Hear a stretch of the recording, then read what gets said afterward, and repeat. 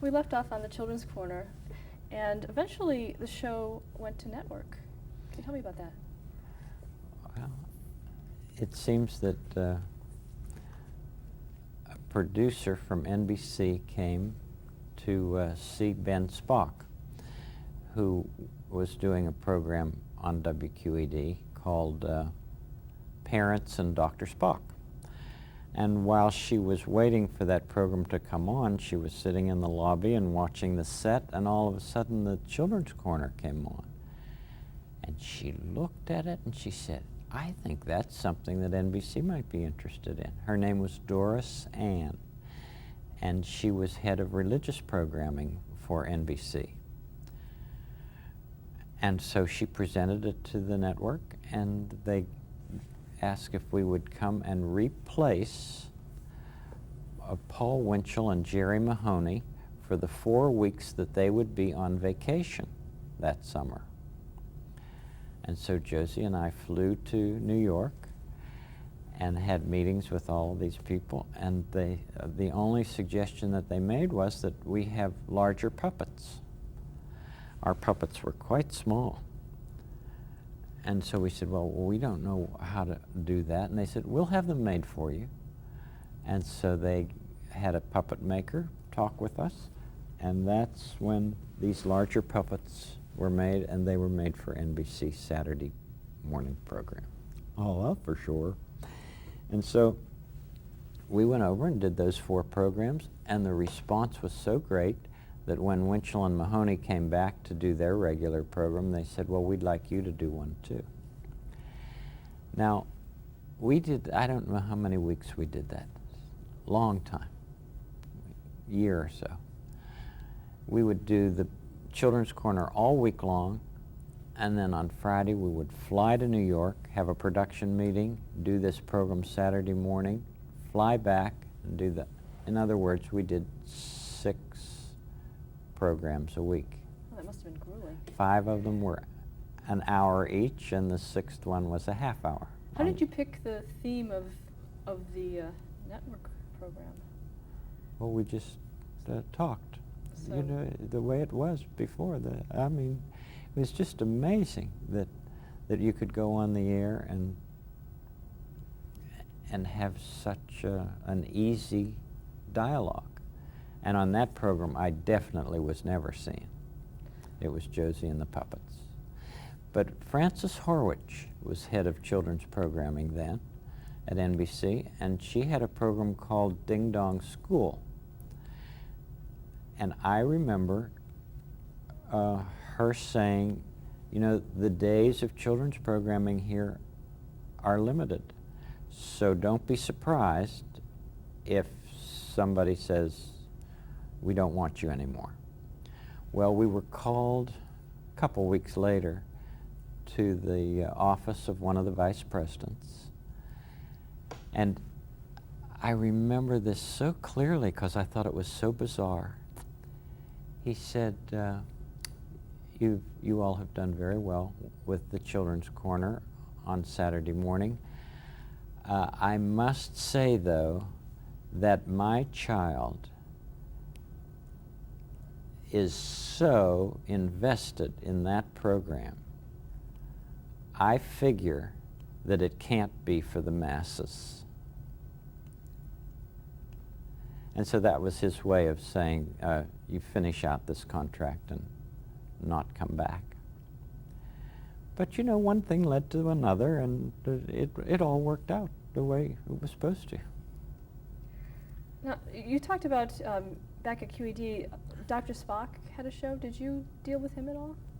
Did I what? Deal with him in any way or talk with him about child theories and things like that? Well, this program of his was his talking with parents for a half an hour each week. And that was an excellent program.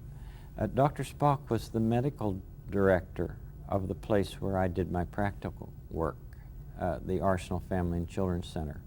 Margaret McFarland was the administrative director, and Ben Spock was the medical director. This was before he went to Cleveland. Also, one of the people who came to consult with all of us at the Arsenal was Eric Erickson. And so we just had the best of everything here for the study of normal child development.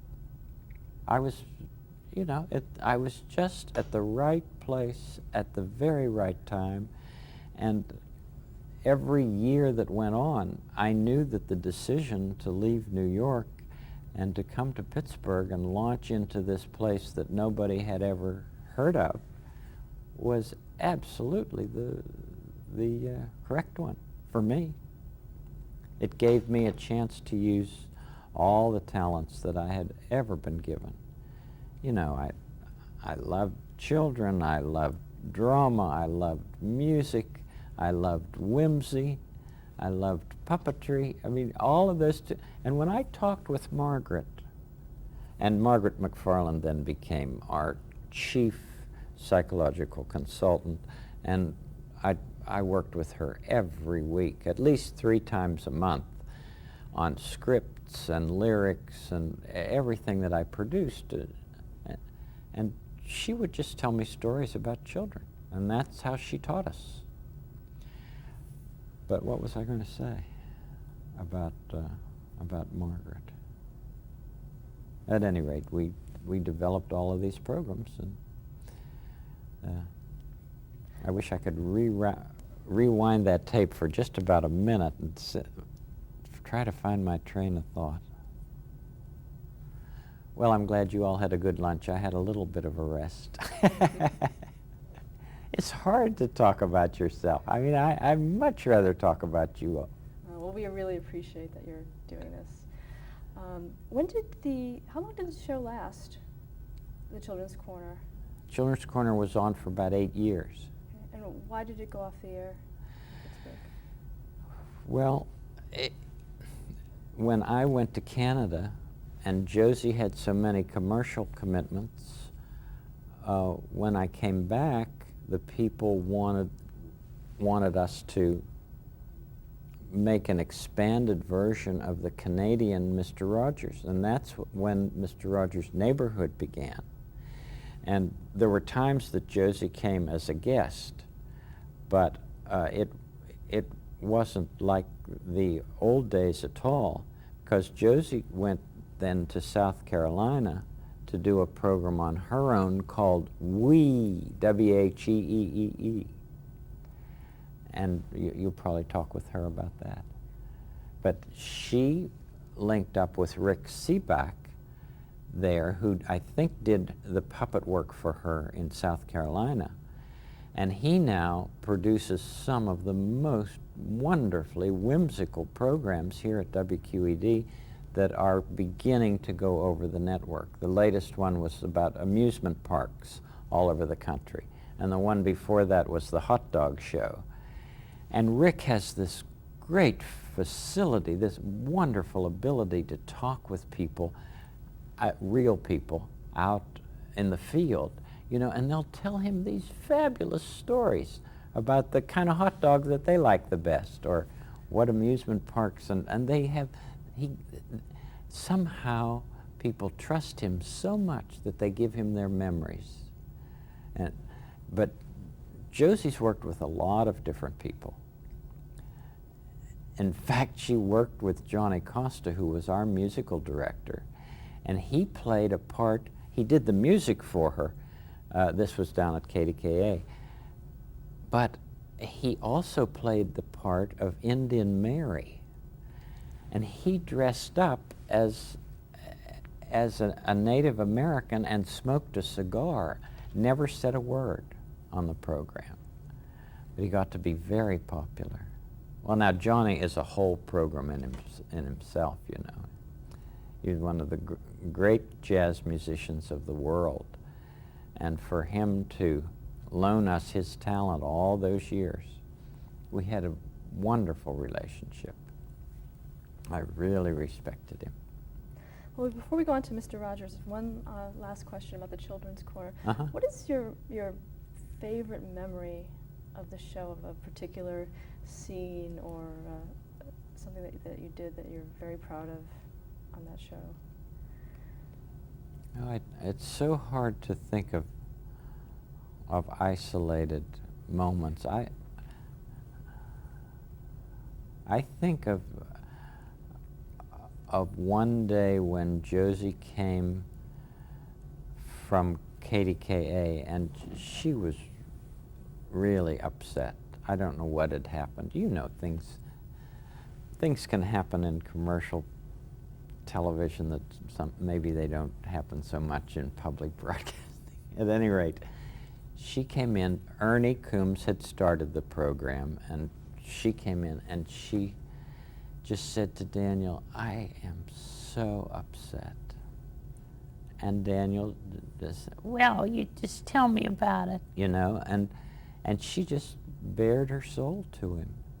And this was so real. I mean, I don't think, I wonder if she even knew that we were on the air and the camera was on. She probably did, but she trusted Daniel's ears so, and she trusted her audience so, that she could be her whole self. And again, you know, I suppose I've said it too many times, but this is such a personal medium that's what matters. Television has the chance of building a real community out of an entire country. It has a wonderful opportunity of doing that. We see that in times of crisis. It can really bring people together. And now there are many common memories. That's one of the things, one of the dividends about being on so long is that children who grew up with the neighborhood can be having children and also grandchildren, and it's like an old book. It's like an old classic book. And you get if your parents read a certain book to you that their parents read to them, and they had that warm feeling about being read to, they pass that on to their children. There isn't anything like that as far as comfortable roots are concerned. It's fun to be part of that kind of tradition. I never in a million years would have expected that I'd be sitting here talking with you about this after, well, 1951 there at NBC. In 2001, it'll be 50 years as part of this industry. Do you think that, you know, like the advent of cable has diluted that, so there'll be less commonality? I don't know. All I hope for is that people will stick with a program that's really good, that it'll be supported over a long period of time, so those traditions can last. I mean, I would love to be able to offer, let me put it a different way. The boys and Joanne and I used to watch the Waltons every week that it was on. I think it would be wonderful if our kids then show it to their children, because they would have the feeling that we had. Maybe they wouldn't want to, but at least be available. Okay, while you were on the Children's Corner, you also were going to school. Yeah, went over to the seminary on my lunch hour. Finally, I thought, well, I was accepted when I was in college. Why not at least try some courses? So I went over to Western Theological Seminary before it merged with Pitt Xenia to become Pittsburgh Seminary. And the first course that I took was Systematic Theology with Dr. William Orr. And Dr. Orr turned out to be one of the greatest professors I ever had.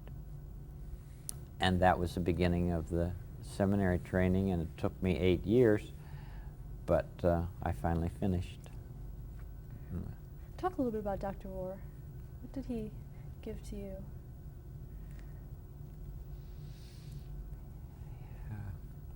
He had a deep and abiding faith. And in his later years, when he was in the nursing home, Joanna and I used to visit him every week. And I remember one time coming to him saying, you know, I'd love to know what this means. One little word shall fell him. We had just sung a hymn at church, and we went to visit him this Sunday. And it says, the Prince of Darkness grim, we tremble not for him. For lo, his doom is sure. And then it goes on, and then at the end it says, one little word shall fell him. And I said, Dr. Orr, what is that one little word that would wipe out evil? And he said, Fred, it's forgiveness. The only thing that evil cannot stand is forgiveness. He said, it simply disintegrates in the presence of forgiveness. This was Dr. Orr himself. I mean, talk about absent-minded as far as outside things were concerned. I mean, he'd come into the room. He was a smoker, and he would flick his ash in the wastebasket. And one time it caught fire, and he was lecturing, and he just took his foot and put the fire out. He didn't skip one syllable. He just kept on talking. Fabulous, fabulous man. Oh, I mean, in life to have teachers that I have had. I mean, you're blessed to have one teacher like I've had. I've had many. I mean, Dr. Orr and Margaret McFarland and Eric Erickson and Ben Spock and the people in television that I've known. I mean, Beth is a wonderful teacher herself, Beth Sullivan, who is the creator of Dr. Quinn, Medicine Woman, and many other things. And all of these people, you know, you get to be friends with these people. And the best things in life are the things that you can't buy and can't even plan for. Did you, what did you study? Was it child? Were you working with children at that point? Not yet. It was after I graduated with it was called a Bachelor of Divinity. No, I'm sorry, Master of Divinity, MDiv it's called. Then I went on to take the master's course in counseling. And the man who was in charge of that said, I want you all in the class to work with one person for the whole semester, at least once a week. And so and of course this would be somebody who would sign up to talk with you and this was a pastoral counseling course. So I went up to the professor and I said, would it be all right if I worked with a child instead of an adult? And he said, certainly, so long as you have your supervision with Dr. Margaret McFarland. And that's how I was introduced to Margaret. And so she helped me to understand how you have play interviews with children, and the toys that you set forth, and then the interpretation of the play. And that's when we'd use so many puppets and all of the other things. But that's when I had my practicum work at the same time as I was doing that program at the seminary. I was doing the master's program in child development at the University of Pittsburgh. And so Margaret was my professor for both. When were you ordained? Ordained Mhm. in '62. Did you have No. a mission? I was ordained by the Pittsburgh Presbytery to work with families through the mass media. It's the only ordination I know of that kind. Was that of your choosing? Did you devise, that? Well, I think that the brethren were very wise, because the program was already established, and they knew that this was a decent pulpit. They knew that I wasn't overtly religious in what I was doing, but I think they believed that the Holy Spirit was operative in the work, and that's what matters. And then you went to Canada, right? Is that after you? Went to Canada. Mm-hmm. Okay. And we talked a little bit about Fred Rainsbury. Fred Rainsbury. Why did you go to Canada in the first place?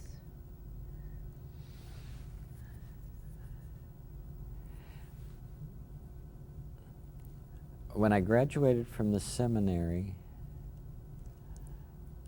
I was expecting to produce a program for the Presbyterian Church. There had been some conversations about, we really should get into television, and why don't we do a program with Fred? So the day before commencement, I found out that they weren't able to raise the money to do a program for the church. The day after commencement, I had a call from Fred Rainsbury saying, I want to produce a new 15-minute program to go back to back with Bob Hummey's Friendly Giant. And I'd like you to do it. And thinking that I would be doing the puppets and the music, I said, okay. So Joanne and the two boys and I moved to Toronto, rented a house, and that's when I found out that he wanted me to be on the screen. He said, I've seen you talk with the kids, Fred, and I want to translate that to television. So we started. But I had known him before because I had written a musical special for him. And what was that? It was called A Peaceable Kingdom. And Bruce Attridge was the producer on the CBC. But that was fun. That's sort of a preamble to the little operas that we do on the neighborhood. Talk about developing your new show. Did it start out as you on camera the whole time, or did you mix it with the puppets? How did you do that? Yes, we used the same sort of neighborhood of make-believe. And then we had Canadian guests come and talk with the puppets. There wasn't a hostess per se like Josie who would talk to all the puppets. There was a Nurse Miller, Maxine Miller came.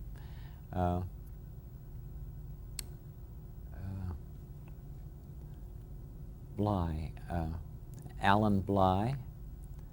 We called him Captain Bly. He was one of the guests. Both of them were wonderful singers.